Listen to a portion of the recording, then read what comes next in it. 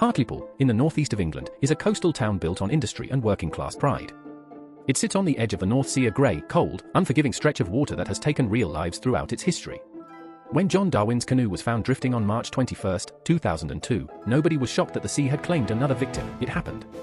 The sea did that, families grieved, and eventually, life went on. The England of that era was also an England of mounting personal debt. And John Darwin had borrowed heavily, he had leveraged himself into properties he couldn't afford, he had debt closing in from every direction, debt that was about to swallow everything he had built. This is the world John Darwin decided to escape. Not through bankruptcy, not through honesty, through death. A clean, ocean-swallowed exit, leaving behind a grieving wife who would collect his life insurance, pay off his debts with the payout, and keep everything running while John Darwin started fresh somewhere no one could find him. It was calculated, it was cold, and it almost worked perfectly. John Darwin was not a monster in the way we usually picture monsters. He wasn't violent, he didn't have a criminal record, he was, by all outward appearances, a completely ordinary man in his 50s, a former prison officer turned postal worker turned amateur landlord with dreams bigger than his bank account. People who knew him described him as charming but controlling, ambitious but reckless. He was the kind of man who always believed he was smarter than the situation he was in. His wife Anne was the quiet center of his world, or at least, that was how it appeared from the outside. They had been married for decades. She was steady where he was reckless, careful where he was impulsive. She managed the house, kept the books, and watched her husband make increasingly desperate financial decisions with the calm, patient loyalty of a woman who believed in her marriage above everything else.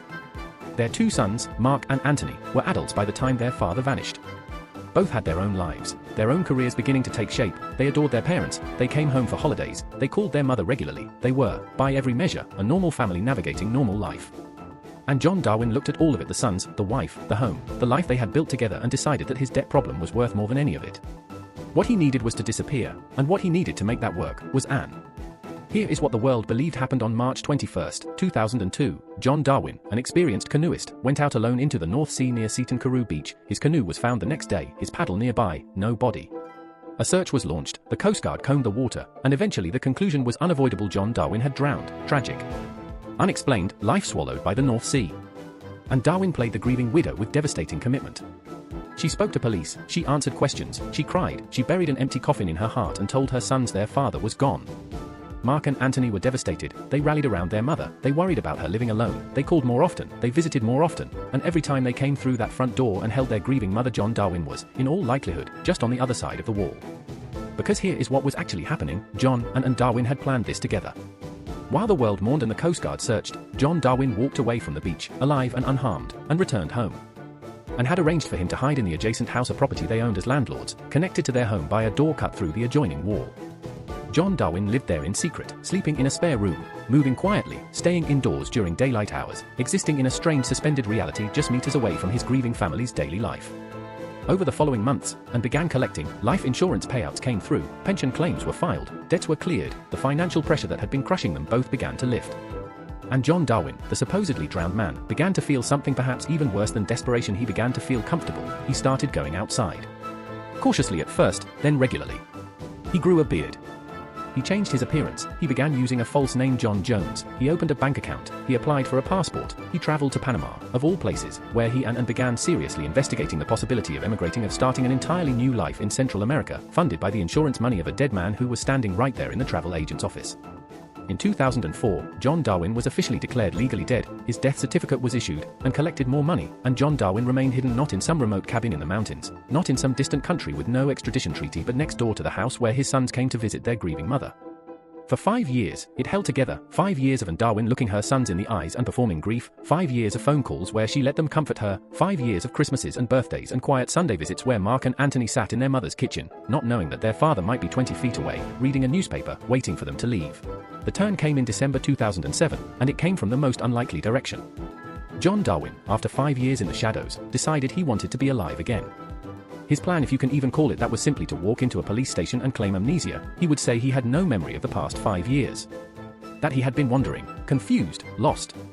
That he'd somehow ended up back in England and didn't know how. On December 1, 2007, John Darwin walked into a London police station, alive, and told them he didn't know who he was. The media exploded. A man declared dead 5 years ago, back from the grave.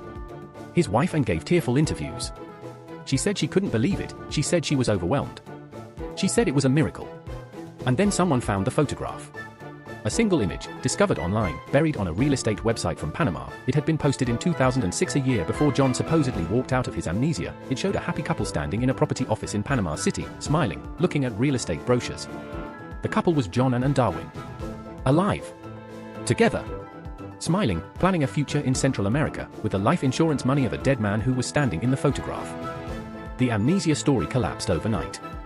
Here is where you need to stop and sit with what actually happened to Mark and Anthony Darwin. These were not abstract victims, they were not statistics, they were two sons who lost their father, who grieved that loss genuinely, completely, and with the full weight of real human love. They arranged memorials, they comforted their mother. They restructured their lives around the absence of a parent they believed was gone forever.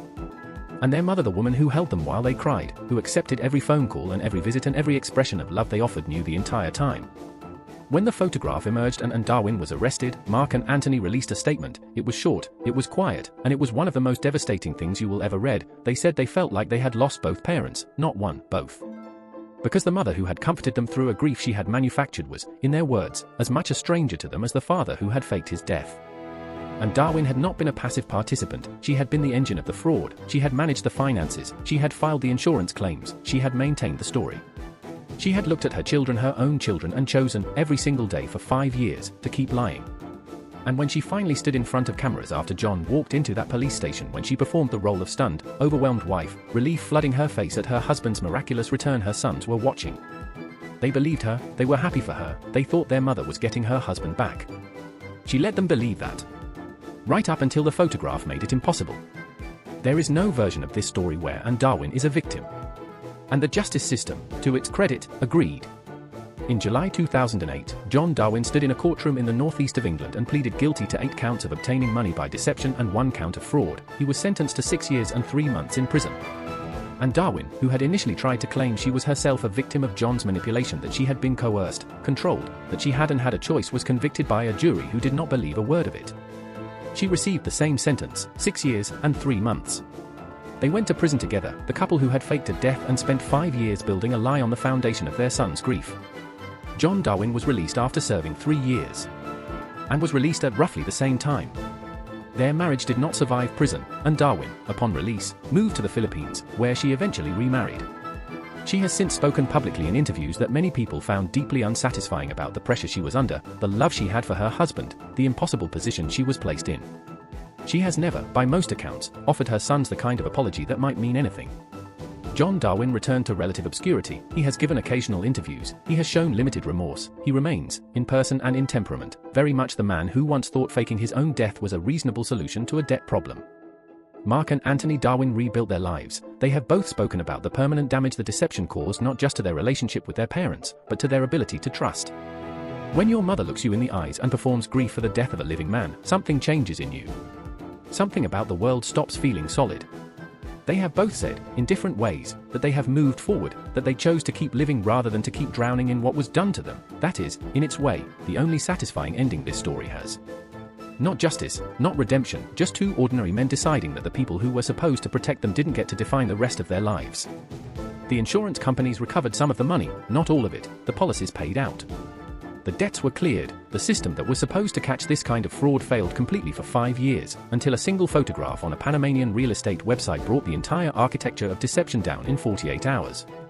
John Darwin faked his death because he was afraid of debt. He chose to erase himself rather than face the consequences of his own decisions, and in doing so, he erased himself from his sons' lives just as completely as if he really had drowned, except this erasure was a choice made every day.